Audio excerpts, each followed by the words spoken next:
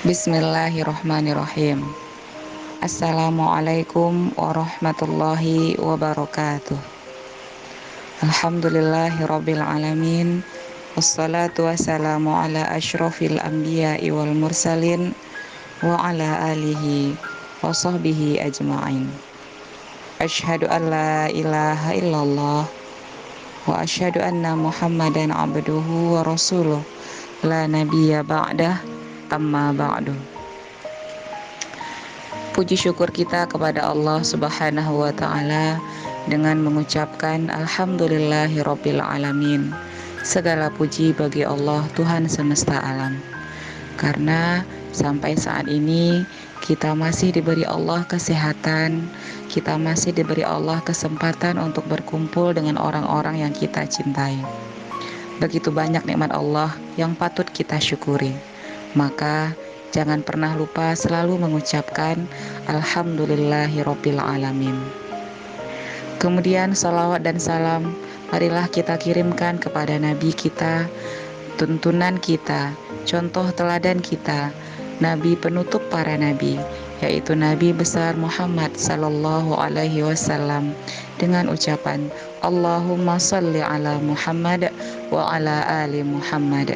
Kita semua berharap mudah-mudahan dengan banyaknya kita mengucapkan salawat kepada Nabi, mudah-mudahan nanti di hari akhir kita termasuk orang-orang yang mendapatkan syafaat dari beliau.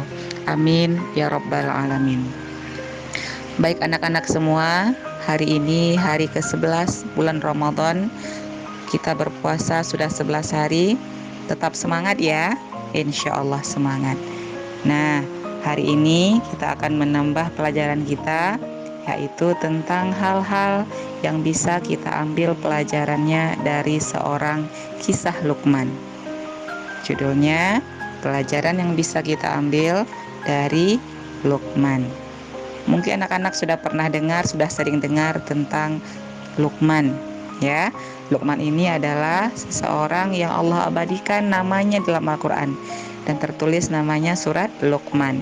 Di sana ada cerita tentang nasihat-nasihat Luqman kepada kita semua, kepada anaknya yang patut kita contoh dan kita amalkan dalam kehidupan kita sehari-hari. Nah, sebelum Fitri menjelaskan apa saja pelajaran yang bisa kita ambil dari seorang Luqman, Fitri mau cerita dulu bahwa Luqman ini adalah seorang yang bijaksana. Allah ceritakan dalam Quran, seorang yang bijaksana yang Allah beri hikmah kepadanya sehingga dia menjadi seorang penasehat pada zamannya. Jadi orang-orang pada zamannya itu meminta nasihat jika ada permasalahan pasti kepada si Luqman, karena mereka menilai bahwa Luqmanlah yang bisa memecahkan masalah-masalah dalam kehidupan mereka sehari-hari. Tentunya Luqman diberi Allah hikmah, diberi Allah hidayah agar bisa membantu orang-orang untuk memecahkan masalahnya. Nah, apa saja nasihat Luqman kepada kita semua? Suatu hari Luqman memanggil anaknya. Wahai anakku, kesini, duduklah. Aku akan memberikanmu wasiat.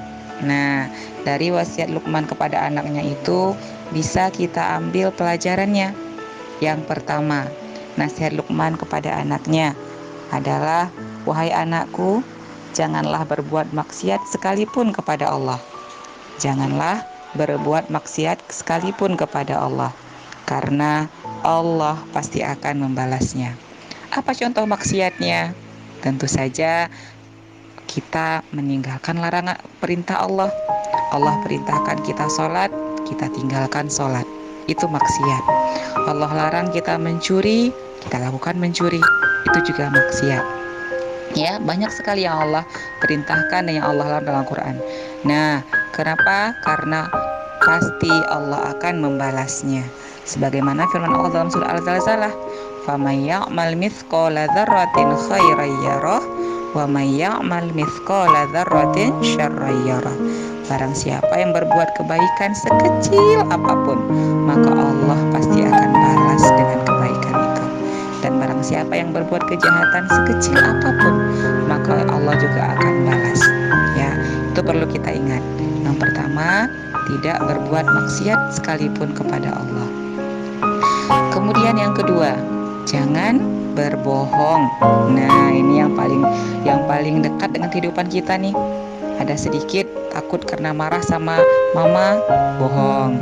Takut dimarahin bu guru, bohong. Sama teman juga sering bohong. Ya. Nah, ini nasihat kedua Luqman kepada anaknya, jangan berbohong, hindari perbuatan berbohong. Karena kita lihat juga dalam sabda Rasulullah sallallahu alaihi wasallam, ayatul munafik salasah, idza haddatsa kadzaba.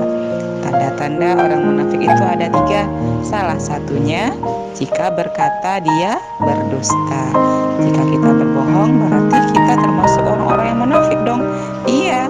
Nah, kata Allah lagi, orang-orang yang munafik itu letaknya di kerak api neraka yang paling bawah.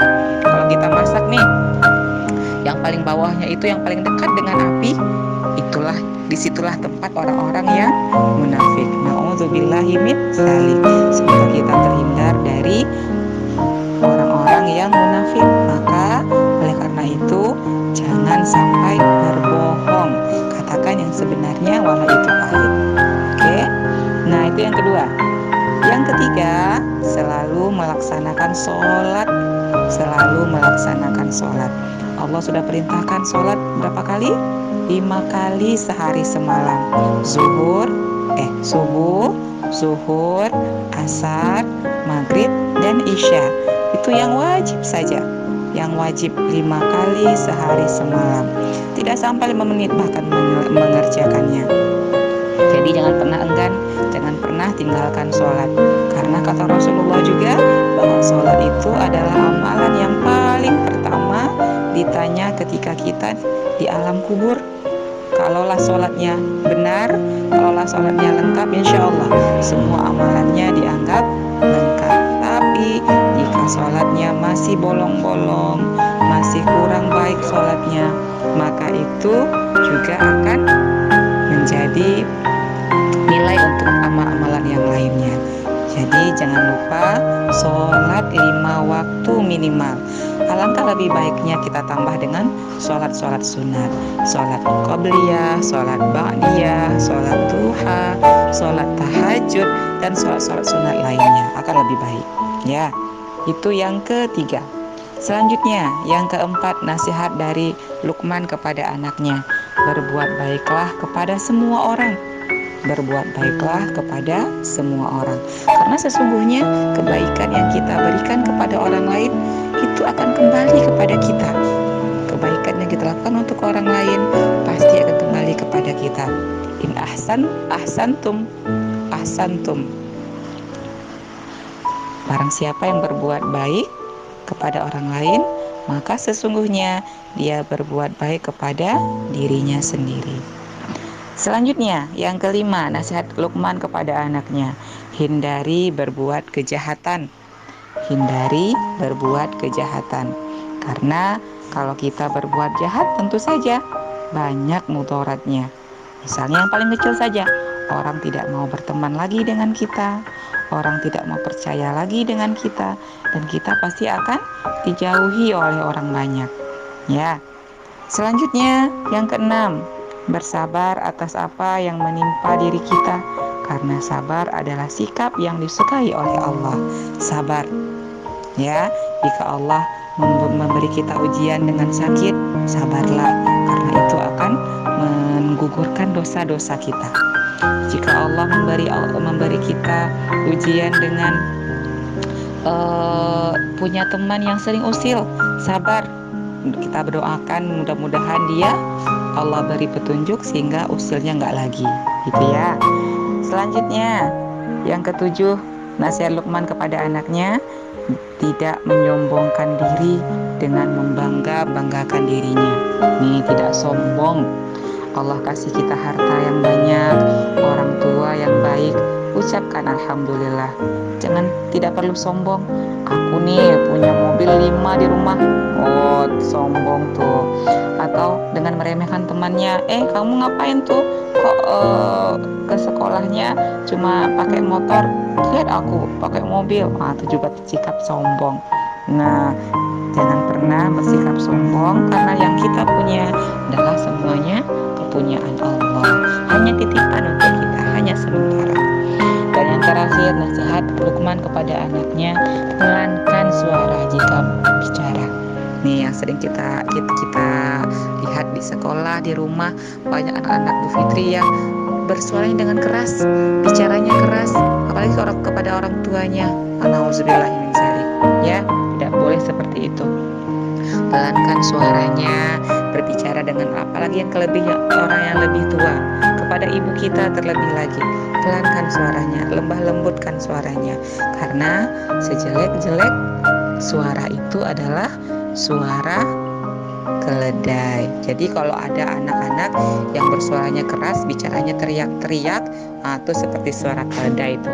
Dan suara keledai itu adalah suara yang seburuk-buruknya. Ya. Kemudian yang terakhir, nasihat dari Luqman adalah hormati dan sayangi orang tua, terutama ibu. Tidak salah ketika Rasulullah memberikan memberikan sabda kepada sahabatnya, ketika sahabatnya bertanya, wahai Rasulullah, siapakah yang paling utama aku berbakti? Kata Rasulullah, ibumu, sampai 3 kali. Itu berarti bahwa ibu sangat istimewa, sangat mulia. Mungkin kita bisa bayangkan kenapa begitu Rasulullah mengucapkan. Tentu saja dengan perjuangan seorang ibu, mulai dari dia mengandung, kemudian melahirkan kita, kemudian membesarkan kita sampai sekarang. Subhanallah, kalaulah kita bayar dengan uang tak akan bisa tergantikan, nak. Maka muliakanlah ibumu dengan hal yang kecil-kecil. Misalnya bersuara yang lembut kepada ibu, ketika ibu minta tolong segera ditolong, kemudian menyenangkan hati ibu dengan sikap kita yang baik. Itu juga sudah termasuk berbakti kepada ibu. Ya. Nah, demikian mungkin yang bisa Bu Fitri sampaikan tentang nasihat-nasihat kepada Luqman. Tugas kita adalah melaksanakan nasihat-nasihat Luqman tadi dalam kehidupan kita sehari-hari, sehingga kita termasuk orang-orang yang Allah sayang, orang-orang yang masuk surga insya Allah. Ya, amin ya rabbal alamin. Demikian saja, banyak maaf. Billahi taufik wal hidayah. Wassalamualaikum warahmatullahi wabarakatuh.